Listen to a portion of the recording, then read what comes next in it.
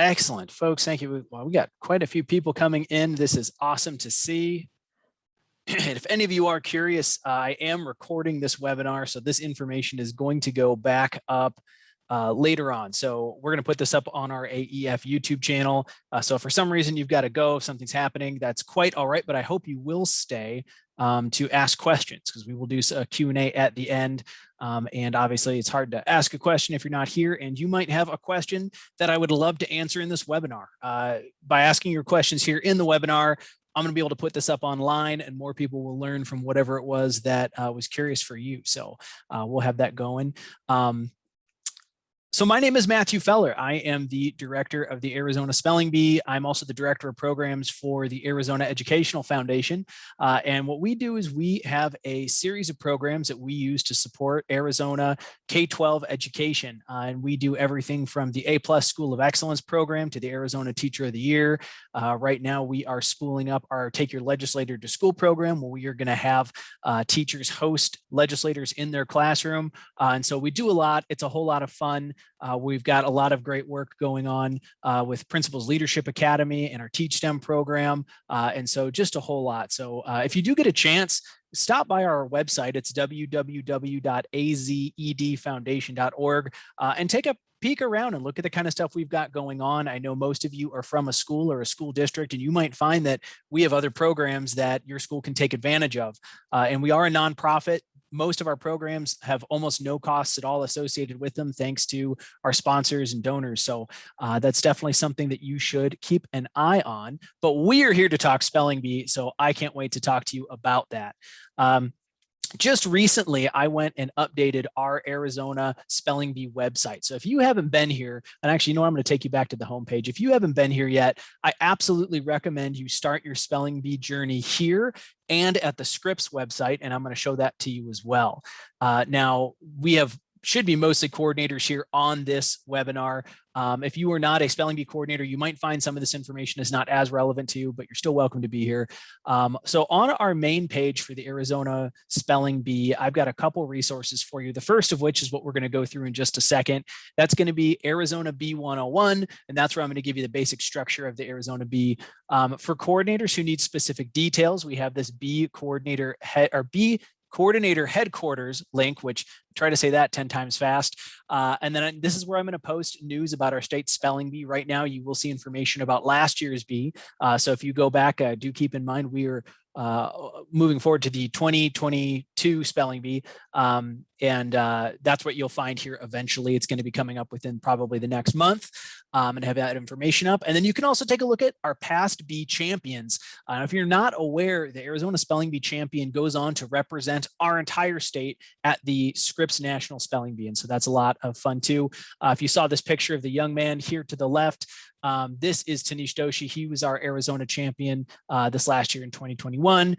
He was a little bit robbed of that opportunity to go to nationals, because nationals were primarily done virtually, which you might not know if you had looked and saw on ESPN. They did some in-person spelling bee, and that was just with the very final group of spellers. Tanish did a wonderful job, though, got himself all the way to the semifinals. He was just a couple words away from being able to go in person, but we're really proud of him. And in fact, you're going to hear some words of wisdom from him in just a moment that you can pass on to the spellers in your district and at your schools and in your region. So I'll get that set to you in just a moment. But let's start with this.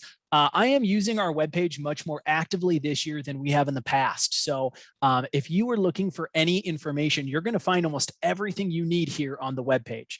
And I'm posting any new news, anything that's exciting, anything that's breaking is going to be here in this little blue box. One thing I do want to draw your attention to is this year we are reimbursing spelling bee fees for schools that are Title I and that have a minimum of 75% of your students if they are receiving free or reduced lunch. And so you can actually apply for that right here on the website on this link here. You do already have to be registered, and have paid Scripps. So it's got to be we're actually reimbursing your fee. We are not paying for it for you. And this is also only while fees last. So if you'd like to, you're welcome to shoot me an email, and you will get my email before this webinar is done. And you're welcome to ask me, if we are still doing that. But if you see this link disappear, it's a pretty good sign that we have used all the funds for that. So Spelling Bee registration is open. So we're going to jump over here to Arizona Bee 101, but I'm going to show you first and foremost where you want to go in order to get your school registered. And that's going to be this website here. This is spellingbee.com. If you go to spellingbee.com/enrollment, it'll take you to this page. If you just go to spellingbee.com, that is going to take you here to this page. And you'll see the young lady who won nationals this year. And in the top right corner, you're going to have this enroll button. That's the button for you to go ahead and get your school set up. And so just to clarify, this is only for school coordinators. Now, if you are a district, a regional, or a county coordinator, you do not set up a profile here within the Scripps system. And so for those individuals, you actually work much more directly with me in order to, for instance, get your pronouncer guide for your district or your regionals. You're going to email me for that. And I did send out an email, oh gosh, I'd say it's probably about a month ago, asking who your district coordinators are. So if you have talked to me about that already, I've already got you on that list. You're good to go. You're always welcome to email me and verify, but most of you should be good to go on there. I think we got a great deal of the district coordinators figured out. So yep, you'll jump into here. You are paying Scripps directly. You are not paying us. So again, we are the Arizona Educational Foundation. So we're an independent nonprofit who is the sponsor of the state spelling bee here in Arizona, where Scripps is the organization that actually operates the bee. So when you get pronouncer guides, it's coming from them. The rules are coming from them. When you see it on national TV, that's our friends at Scripps, and they do a really wonderful job. If you run into any issues with, say, your registration or your portal, in order to get information out, what you want to use is the Scripps button here to ask them a question. And I know these web forms sometimes are kind of a bummer because you don't expect to get a really quick response. I'll tell you right now, Scripps has done a wonderful job of being incredibly responsive. So if you do put a question in here, they're going to get back to you pretty quick. And if for some reason you can't get the answer to your question, that's definitely the time to email me, and then I can reach out to the folks that I have in order to make sure that things get resolved for you. So, but let's go ahead and jump back to the AEF website. And I'm going to take you through the basic structure of the Arizona Bee. So we are going to start with the role of the Arizona Educational Foundation. So again, that's us. We are not a regulatory body, and that's an important part for me to point out to you, because it might seem like we have sort of a hierarchy of spelling bee. However, let's say that you were running your school bee or your district bee and a parent is upset. We have actually had this happen before, where the parent finds us online and thinks, well, we're the people to go talk to. And they're going to say, they'll tell AEF that whatever happened and we're going to make a ruling on it. That's not the case at all. You have our full support. All we do is we are here to provide leadership and guidance for everyone. The reason the Arizona Spelling Bee works in the format it's in is because we have all of these district coordinators and county and regional coordinators who come together and kind of agree on this process we're using. So you'll find out, for instance, if you're a district coordinator and you're trying to send your students up to the county or regional bee, oftentimes if you email me, my response is going to be, hey, you're going to have to talk to your county or regional coordinator. And I'm going to send you out their way, because they do get to make independent decisions on a number of things, or a number of factors that impact their bee. However, you are going to find that most bees are following the exact same set of rules. One thing that we don't move on is going to be eligibility. So in order for our Arizona champion to move forward to the Scripps National Bee, they have to have met the eligibility requirements of Scripps. So if you decide that you're going to let students in, maybe who are, say, older than the eligibility requirements that are posted by Scripps, well, if they get to my state B, we're actually going to disqualify them, because they can't compete at the national level if they win the state B that way. So this is going to be something that's very important for you to make sure that you're following. And frankly, I really recommend, unless you feel very confident in the decision you're making, to follow the normal rules and the normal eligibility requirements that are set forth by Scripps. So let's talk about our structure here. You are, let's say you're a school coordinator. Now you're going to go ahead and do your classroom spelling bees and then your school spelling bee to come up with a school champion, right? Now your school champion is going to move forward, in most cases, to a district level spelling bee. And I say in most cases, because this is a really important distinction. In some counties, we actually have a low enough population that the schools are going to send their students directly to the county level. So if you're hearing me say this and you're saying, wow, I've never sent, my kids to a regional spelling bee, that's wise, because they're actually going straight to the county bee from your school. Now, this applies for anyone who is a school that is independent in your area. And that means that no other schools around you are related to that are in either the same district or charter organization. And there's a lot more details here on the website, and I'm not going to talk through all of those right now. I really encourage you to stop in and give it a quick read so that you can see what situation might apply to your school. There is a lot of variance across the state. And I'll give you one great example that'll come up here a little bit later when I talk about dates. We do have, say, some schools that within themselves are considered a district by the Department of Education. So ADE calls them a district, but they are only one single school. Well, for the purpose of the spelling bee, we just look at the school side of that here, right? So you are just a school and you'll just be doing the school deadline for the bee. We would not call you a district. Districts for us are groups of schools that are related to each other within the same area. And again, if you need clarification on any of that, just please feel free to let me know. Most of you, though, should already know. If you're not your district coordinator, you should already know who your district coordinator is, and that's the person to reach out to make sure that you send your kid to the right spot. And so now after your district levels, we are going to go straight to the county, and county also stands for regional as well. So if you're within Maricopa County, we have this split up into what we call Maricopa County regions. And again, that is just based on population density. It's to make sure that we're trying to adjust for, making sure we're getting an equitable amount of spellers where we can from each county and area. This was something that we did recently revisit to relook at population levels. I can reiterate that the setup we have right now is appropriate for what we have across the state of Arizona to make sure that we're pulling the right number of kids up here to the state competition. And so, then if your champion is going to get all the way through their county bee and through their regional bee, they're going to advance to our bee, which is the Arizona Spelling Bee, which this year is going to occur at the Madison Arts Center, which is a brand new, beautiful facility that the Madison School District put up here in Phoenix. We will have more information coming out to all of you about that if you are interested. Unfortunately, this year we will not be open to the public. We are taking some COVID precautions, so we're going to limit attendance this year and just to try to keep everyone a little bit spaced out. So unfortunately, this year we won't be open to the public, but in future years, I'm really looking forward to inviting folks to come and visit and join us and have a good time with this competition. So I talked to you a little bit about this already. We do have some important variations in our spelling bee structure, and this is going to be important. So I'm going to have a link for you here very soon, and I'm going to apologize to you ahead of time. I'm a little behind on getting this information out. We are going to have a link so that you can figure out who your county or regional coordinator is. You're going to find that right here on the website. I'm going to email that to you as well. So that's going to come out very soon. And this is going to be the most important information for you to know. As I said before, a lot of the questions you'll ask that are specific to your region are going to be things that are better answered by your county or your regional or your district coordinators. They might not necessarily be something you want to ask me. And last but not least, this is just a reminder, you do have to be registered. So this website here I showed you with Scripps, you do have to register your school before you can start to move through the process. We have had schools that have taken their time and waited to register, and they've waited till the very end of that deadline. And we have had schools that have missed out. We try to be flexible when we can.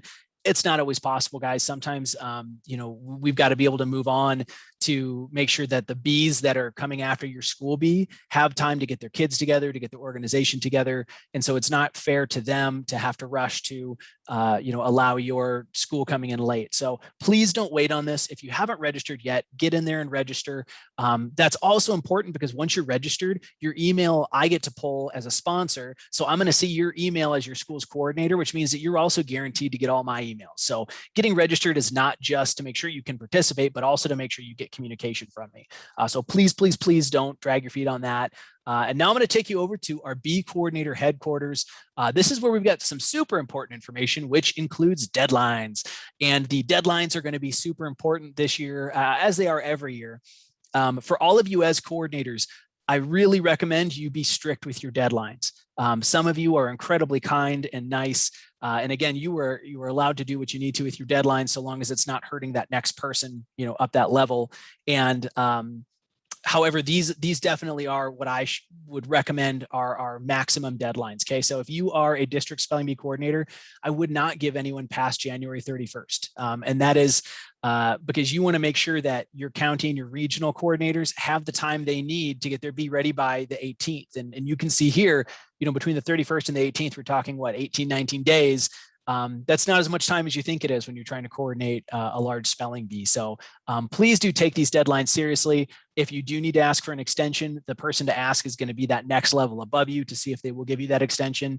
I'm going to tell you right now, don't expect the extension. I think you should expect that they're going to tell you no.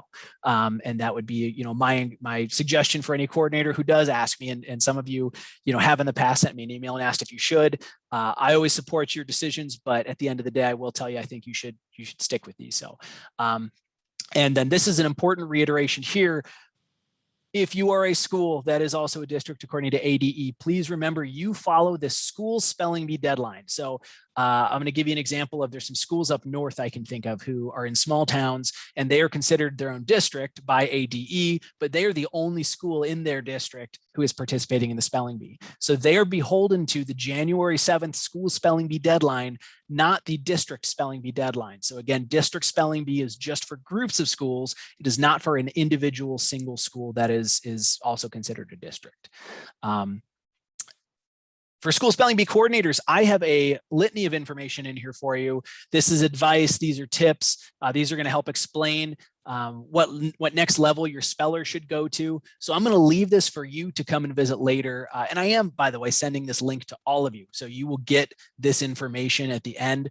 So if I'm talking a little bit fast, or, if you are feeling like you really want to go back to this, A, I'm recording this, we're putting this up later. B, I'm going to send you all this information in a link. And then C, you're going to have my email as well. So don't be a stranger. I'm happy to talk to you. And yeah, same thing for district spelling bee coordinators. We've got information for you up here. Same thing for our county spelling bee coordinators, same story. And that's what I've designed this website to do, is to try to be a one-stop shop for you to come on in and take a look at what you need. So we'll go over to the state spelling bee. This is when if your speller gets here, this is where you're going to go to see the information about when they're competing, what it's going to look like. If you have a speller who maybe you're working with who is in our state B, this is going to be the page to go to see where any new information is updated. I will work with your state spelling bee champion directly, so you don't have to worry about being a go-between between me and the family. I'm going to work with that family directly. But if you want to say come and support your speller, this is the place to go to be able to see that. Okay. And so I know I just saw a bunch of people come in the last little bit. I'm going to do just a brief reminder of just what we covered for everyone else.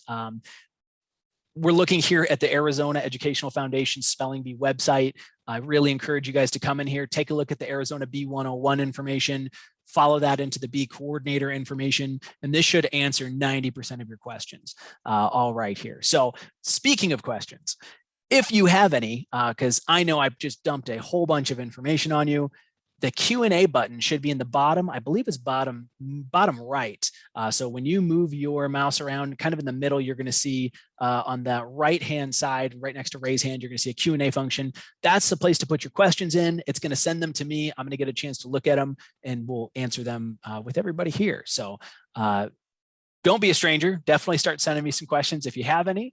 And then let's go ahead, and we're going to move on to a very fun part of this. So I did an interview with Tanish Doshi, who's our 2021 Spelling Bee champion. There's more to this interview, so I'm just going to show you an excerpt of the interview, and he's going to give some tips for your spellers and for your district. So again, you're going to be able to go online to rewatch this here, but I think he's got some really fabulous advice that you're going to love to hear. Let me just make sure my audio is on. It looks like it is. So here we go. So now that you're an 8th grader, so you're going on to high school, so you won't be able to compete in the Arizona Bee next year. So now that there's no additional competition up against you, what advice would you give to young spellers who are going to give this a go? I definitely say it's not too early to start, because I think the 3rd place speller, she was only in like 4th or 5th grade or something. She was really, really, and there's totally going to win at some point, and I think if you can read, you can compete in a spelling bee. It's as simple as that. And Maybe if you know which types of words you struggle with or specific language you struggle with, and you can work on those words. But just to get started, I think the most important thing is to read, having a really good foundation from reading and reading all kinds of stuff. I mean, you should be reading books above your reading level. Look up words that you don't know. Don't stick to the stuff that you think you like. Read new books. I mean, read classics, especially reading the news. A lot of publications will have pretty complicated words in the news, and it's more likely, I think, that a word that's being used a lot in the news, even if it's more complicated, it's more likely to be used in a spelling bee because they want words that are relevant and questions. So I think, yeah, reading, use a thesaurus when you do your school assignments, use bigger words, and don't be afraid to reach out to teachers or administrators or anybody for help, because I've always found that people are always really, really ready to help if you just ask them for help. And yeah, that's what I would tell them. And the final thing is probably all you need is like, if you work hard, I really don't think it's out of reach for anybody. It's a lot easier or closer than people might think.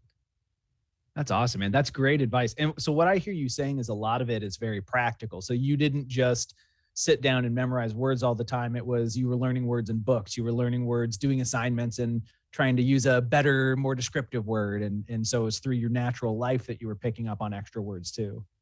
Totally. Yeah. That's great. And so then you talked about, so Isha is the name of the young lady who got third place, who, as you mentioned, she's very young. So what if someone was a seventh grader and now this is the first time they're like, you know what, I want to start studying. Do you believe a person could within a year study to get ready to be a champion in the Arizona Spelling Bee? I definitely think they could be. I mean, it's just your preparation strategy is going to be totally different from if you were in fourth grade or third grade. So it's going to involve a lot less reading and a lot more hardcore memorizing the words, memorizing roots and rules and things like that. But I think first of all, you should make sure that your school does put on a spelling bee that lines up with the Scripps spelling bee. That way, you can advance to the Arizona spelling bee if you work hard. So make sure that happens, and then I would tell them to really sit down, start memorizing the major word list that they'll give you, and then learn a lot of rules in Greek and Latin and French roots. So I think it's totally doable. Awesome, man. That's great to hear. Yeah, I think that's always nice for everyone to know. It's great to start early, but if people don't start early sometimes, and this happens later in life as well, that people decide that, oh, I'm too old to do that now, or I'm too old to go after a dream. So that's really nice to hear that, a seventh grader could decide, hey, you know what, I'm taking a shot at this for eighth grade year and going to knock it out and be the next Tanish. So that's very cool. All right, everybody. And that is just a little excerpt of this interview. Tanish did just a stellar job. He's a very charismatic young man and has a ton of great advice that you can use and your spellers can use. So what I'm going to do is this is going to pop up on AEF's YouTube channel, and I'm going to send you a link right after this webinar. So if you were watching this and you signed up through my sign up form, you'll get this email and I'm going to notify you how to get to this full video. It's about 20 minutes long, and it does include, and this is fun, Tanish is going to spell against the Arizona Teacher of the Year. In fact, 3. So we have 2 former Arizona Teachers of the Year and an Ambassador for Excellence who are going to be in this video who are spelling against Tanish. So that's a lot of fun. I'll send you that link here at the very end, and you will have an opportunity to go and check that out. So we're going to jump back to the website real quick here. I really do believe in short, quick, impactful webinars, and I really value your time. So we're going to start jumping into questions soon. I haven't seen any posted yet, which either means folks are feeling shy or I'm doing an awesome job of explaining things. And I'm going to hope it's the second thing, but I definitely am not hurt by any questions. And of course, if you need to stew on this information for a while and you want to come back and then ask those questions, you're going to have my email. One thing I'll point out to you here for you folks who are wondering about seeing a spelling bee, we have a video of the 2021 Arizona Spelling Bee that's going to be up on our main spelling bee page. So when you come in here, just scroll down, you're going to see that down here. And this is also on our YouTube channel as well. So if you visit the YouTube channel to watch Tanish, take a look at this too. This is a virtual bee. And so if you're doing an in-person bee, which we do recommend you do, if you're doing an in-person bee, you might find that some of this is not as relevant if you're worried about, how to have the kids move about your stage or the room wherever you're doing the B. But this is great because we have Cliff Angle, who is an incredible pronouncer. And so if your pronouncers have questions about how to handle being a pronouncer, I could not more recommend sending them to our website, send them to this video so they can watch Cliff in action. This is not the full Arizona B. We actually used the online platform last year to do a spelling test, which is what got us to a top 10, who then went on to this part of the spelling bee. But this is absolutely something you should watch. We have a very cool moment here at the end where you get to see Tanish win. It was heated competition. Again, Cliff here is just fantastic. Definitely poke your head in here and take a look at this, or send your pronouncers to do that. And then speaking of, we'll just talk about a few tips I have for you, and then we're going to move straight on to the questions if any pop up. The first of which, so for you guys holding your own B, these would be my words of wisdom for you. The first of which is stick to your guns. So even if this is your first time doing the spelling bee, just read the rule book and always remember you can slow things down. So I'm very well aware that some parents can be very competitive. And so if you have parents who are involved in your bee, you might have them, coming up to you and giving some sort of complaint or protest. We do recommend, and you're going to see this in the Scripps rules as well, we recommend having some sort of a process for parents to protest a decision that was made in the B, but to do so in a structured way. So usually that would look something like having little forms or sheets that are up by a judge's table that is kind of off stage and away from the spellers, where a parent could walk up, fill out that little protest, and then hand that to a judge, and the judge can decide if they're going to honor that or not, and take a look at something. If you have the resources, you should definitely try to record your B. So if you have a video camera that you can put out there, that is a stellar resource to have. If a parent protests and says, no, my child didn't say S, they said T, and you told them they were out, but they shouldn't have been out. Well, you can go back on your video and take a look and see, okay, did that happen? This is totally up to personal preference. By the way, you could decide that your judge's ruling is final and you're going to move on. This is especially probably true for large Bs that are going to take a long amount of time. You might not want to humor every parent who comes up to say something. However, these situations also don't pop up all the time. So get more volunteers if you need them. And if you're feeling like you were behind, you heard Tanish say a moment ago in that interview, he really encouraged students to be reaching out to administrators for help. As I'm very familiar with the administrators at Arizona schools. We do a lot of work with different principals, and I know they want to support you and they want to make your spelling bee successful. So don't feel shy about doing that. If you are feeling a little bit overwhelmed, please reach out to your administrators and let them know that. Definitely reach out to the person, if you're brand new, reach out to the person who was holding your bee before you and ask them for their tips, their advice, what they experienced. Hopefully they left you a lot of great information that will help you take that on as well. And then last but not least, all of these resources are out there for you, but I just want you to know I have your back. Please reach out if you need help. I'm happy to do that for you. And we'll take care of you. No matter what, we're going to find the answers you need. You're going to find a lot as well, I should add, on your pronouncer guide. And so this is a great segue. Elise, thank you for asking this. So explaining the ending of the B, I don't know if you have a specific question about that, but what I will tell you is when you look in your pronouncer's guide that you'll see that on your school portal from Scripps, it's going to break down how that end process should work for you. And do it that way. And I might have to review it myself, in fact, because I recall it being a little bit complex. So I don't want to give you the wrong answer here in the webinar. So if what I just said doesn't help, go ahead and send me an email about that and I'll follow back up with you to make that good. And then, yeah, folks, we're at the point of questions here. So is there anyone who has any other pressing questions or concerns? And, again, if you don't have them now, feel free to send them to me later. All right. Yes, Virginia. So Virginia's question, can a person be registered as a site coordinator and the district coordinator? And yes, absolutely. Absolutely. And when you're saying site coordinator, I assume you mean like at a school. And the answer is yes. In our format, in the structure of the Arizona B, what's really happening is to be a district coordinator or a county or regional coordinator, you're kind of registered with me. So Scripps doesn't recognize you as a district coordinator. That's actually something that's happening kind of within our system. And so yeah, that's no problem at all. You can be registered as the school coordinator and then also the district coordinator. All right. Oh, Elise, thank you for clarifying. I don't, off the top of my head, I'm blanking on the exact answer to your question. I'm going to throw my email up here because I want to make sure that everybody can reach out to me. And if you'll email me, I will get back to you on that as well. So we have got, oh, my fancy picture isn't here. Give me just a moment.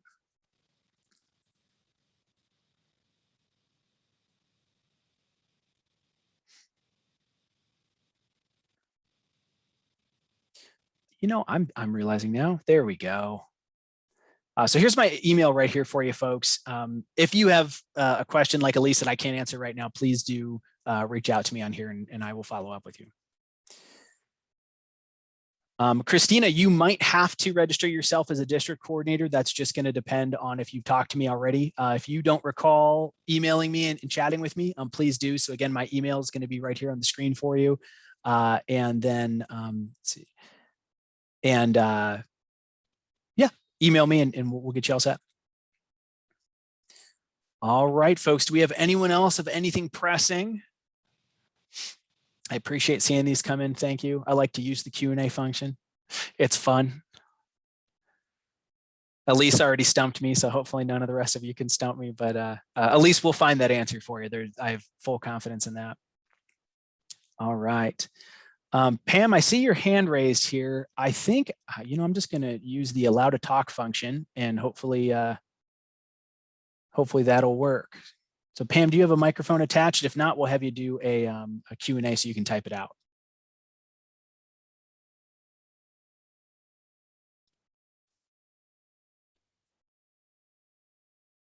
Okay, so I'm not hearing from Pam, so I'm going to take that down. Pam, if you do need to reach out again, just let me know. You can either send me a chat message or, no mic. Okay.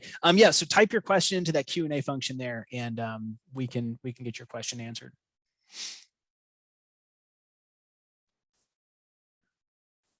And here, we're gonna do this for you guys. We'll zoom into my email.